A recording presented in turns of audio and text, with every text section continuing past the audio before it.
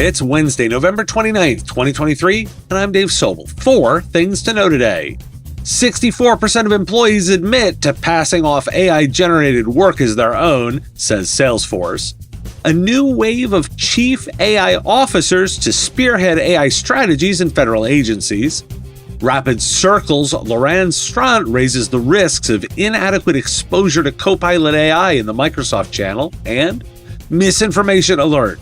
Police department's warnings on iPhone NameDrop being challenged by experts. This is the business of tech.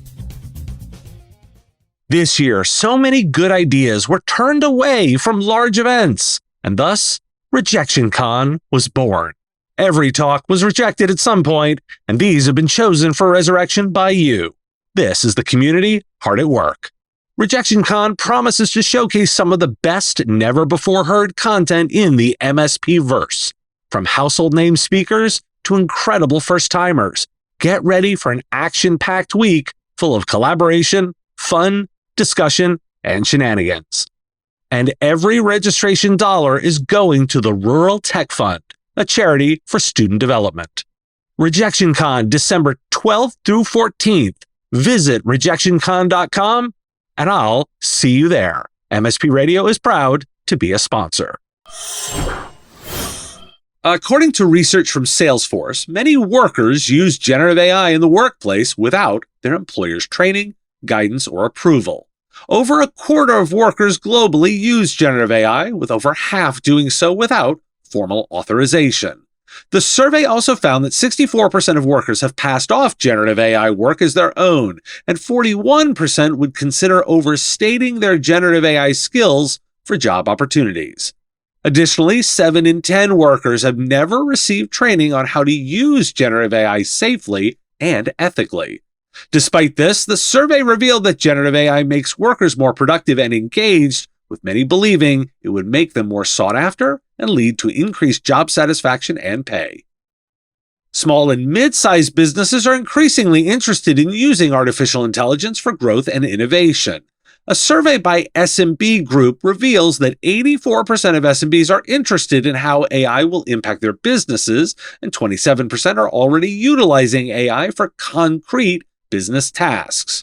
While there's a lack of understanding of how AI works among SMBs, tech vendors are tailoring AI solutions to SMB needs in areas such as CRM, analytics, customer service, financial forecasting, marketing automation, and supply chain management.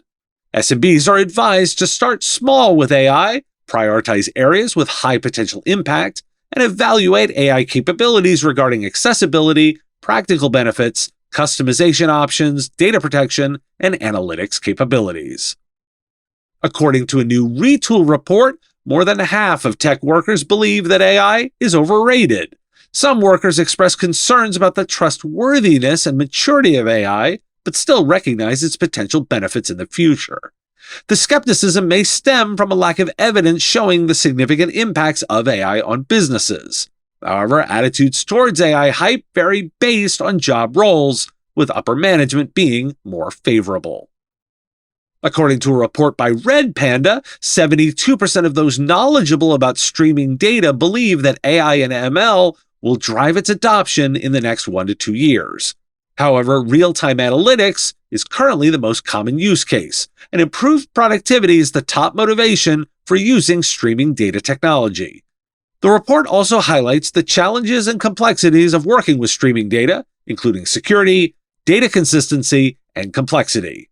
Streaming analytics tools are widely used, with Google's Dataflow being the most popular framework among survey respondents. Why do we care?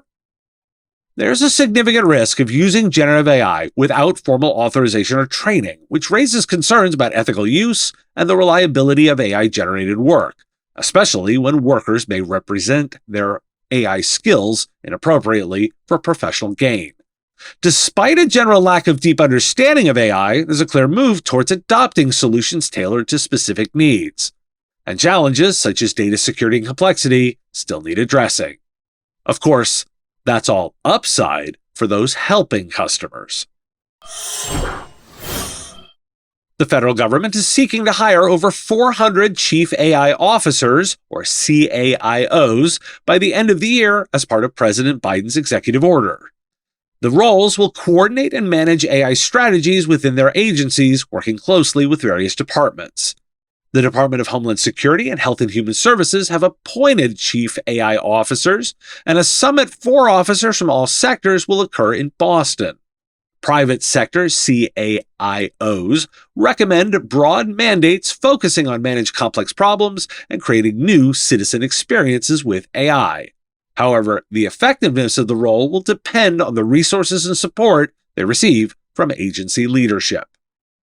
The State Department has released its first enterprise AI strategy, prioritizing the development of an AI-ready workforce to maximize the impact of its data and enhance diplomatic insights.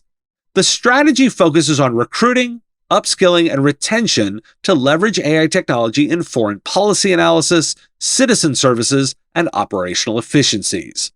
The department's Center for Analytics is experiencing a high demand for data and AI services. It uses AI tools for tasks such as declassifying diplomatic cables and documenting war crimes. The department aims to shape international norms around the ethical use of AI tools and engage broadly on behalf of U.S. values and interests. Why do we care? Putting formal people and responsibility on something indicates a strong commitment to harnessing AI for enhancing functions and services.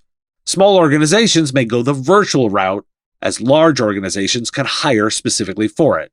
And that's why we care. The ability to adapt these programs into service offerings. Now, I want to talk about some use cases. Microsoft's Copilot AI assistants may not receive much support from the software giant's channel, as they have limited exposure and expertise with the tool. Loryan Strant, a Microsoft MVP and product and innovation lead at Rapid Circle, highlights the challenges of understanding the different versions of Copilot and warns against consultants regurgitating Microsoft's website content without offering unique value. He advises organizations to carefully consider the knowledge and expertise of partners or consultants offering Copilot services. Sports Illustrated has been called out for publishing articles written by fake AI-generated authors. The magazine denied using AI, but will take down the articles for investigation. This follows other publications being criticized for using AI-generated content. The rise of AI-generated musicians, such as Anna Indiana, raises questions about the role of actual musicians in the music industry and the impact of AI on copyright and creative content. The issue of AI in music has caught the attention of lawmakers, who are discussing its implications for creators and inventors. Concerns are also raised about streaming platforms being flooded with AI-generated music, reducing royalties for human artists. And the deployment of AI in the healthcare industry is exacerbating existing problems. United Healthcare, for example, has been using AI to determine Medicare benefits for elderly patients, resulting in major errors and premature cutoffs of care. The AI's determinations are not transparent and do not account for relevant factors. Despite successful appeals, the AI-generated rejections persist.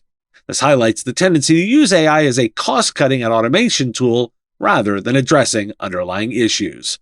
Without proper regulation, more stories like this are expected in the future. Why do we care? I don't want to look at AI through rose-colored glasses, and I'm highlighting the pitfalls too.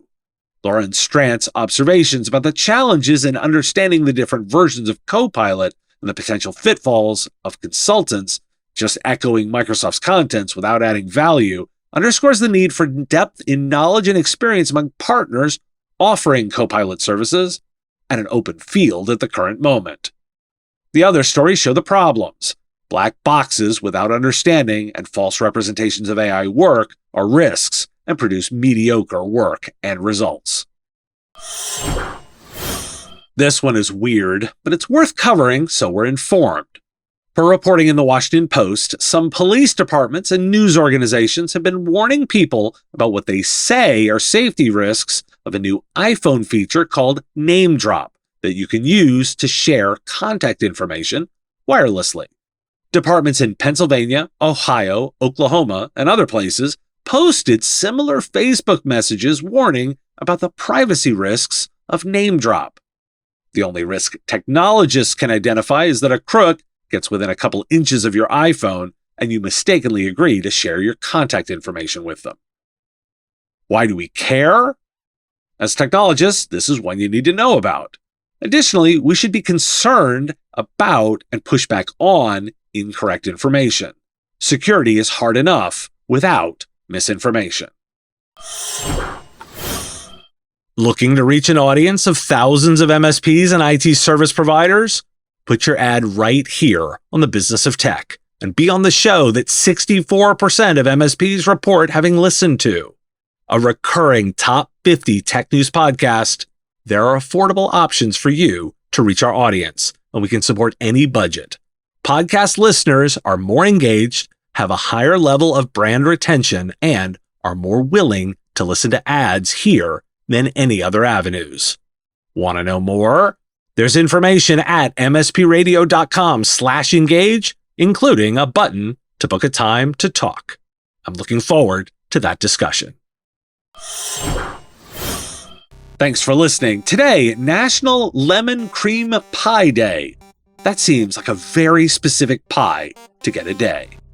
Want to take my class in January? Navigating Emerging Technologies for MSPs, and the link is in the show notes. I'll talk to you again tomorrow.